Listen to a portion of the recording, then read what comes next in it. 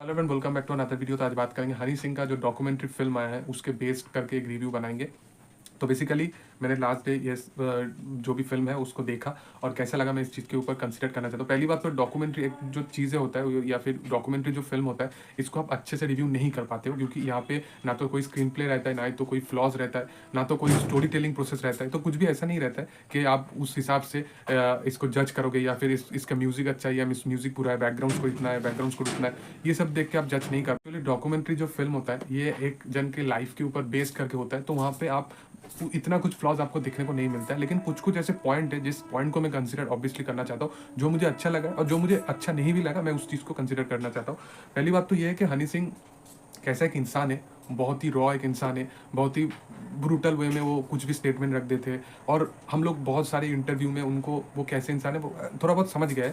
तो कुछ कुछ ऐसी चीज़ें हैं जो ऑलरेडी हम लोग जानते हैं, उस चीज़ों को यहाँ पे कंसिडर किया गया है। और हनी सिंह का जो पीक टाइम था जहाँ पे वो गाने लिख रहे थे, कुछ कुछ गाने उनका बहुत ज़्यादा कंट्रोवर्सी हो रहा था, जैसे बलात्कारी जो गाना था वो गाना बहुत ज़्यादा कंट्रोवर्सी हुआ था उनके लाइफ में। फिर वॉल्यूम 1, ये सारे गाने, हालांकि उन्होंने डिनाई कर दिया कि ये गाना उन्होंने लिखा ही नहीं है, तो जो भी है, तो ये सारे गाने के ऊपर जो भी उनके पर्सनल लाइफ पे या फिर उनको फैमिली को जो भी प्रॉब्लम फेस करना पड़ा था, तो इस सारे चीज़ को बहुत अच्छे से कंसिडर किया गया है। लेकिन ऑलरेडी ये सारी चीज़ हम लोग को पता था।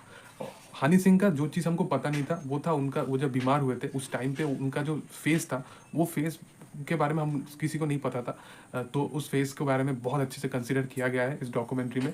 और उनके जो स्ट्रगलिंग फेस था उस टाइम पे, वो कैसे सोचते थे, उनका थिंकिंग कैसा था, उस बीमारी के वजह से वो बहुत डरे डरे रहते थे, अपने आप को चोट मतलब कभी कभी पहुंचाते थे।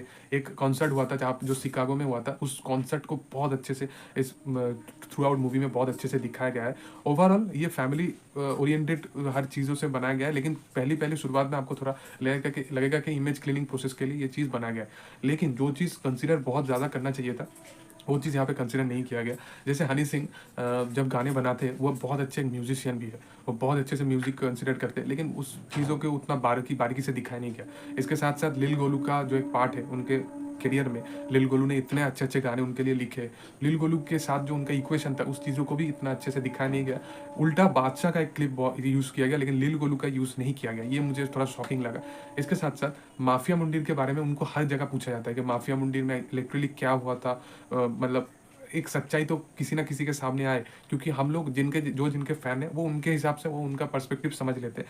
लेकिन इस चीज़ को कंसिडर किया ही नहीं गया, माफिया मुंडीर के बारे में कोई बातचीत हुआ ही नहीं, माफिया मुंडीर कैसे बना था वो भी नहीं हुआ। कम से कम वो भी अगर थोड़ा बहुत कंसिडर होता, जो उनके लाइफ का एक पार्ट था वो नहीं हुआ। इंटरनेशनल विलेजर को भी उतना अच्छे से इक्वेशन वाइज उतने अच्छे से दिखाया नहीं गया। लेकिन ओवरऑल ठीक है, एक डॉक्यूमेंट्री फिल्म है, वो जितना दिखाया गया उनका जो स्ट्रगलिंग फेस था उस टाइम को भी बहुत अच्छे से कंसिडर किया गया, मुझे अच्छा लगा। लेकिन कुछ कुछ मुझे पॉइंट ऐसा लगा था, मुझे लग रहा था कि दिखाना चाहिए था। तो जो भी है, यही था आज का मतलब मेरा रिएक्शन। आप लोगों को कैसा लगा आप लोग कमेंट में ज़रूर बताइए। वीडियो अच्छी लगी तो लाइक से सब्सक्राइब कर दीजिएगा। Thank you all, bye.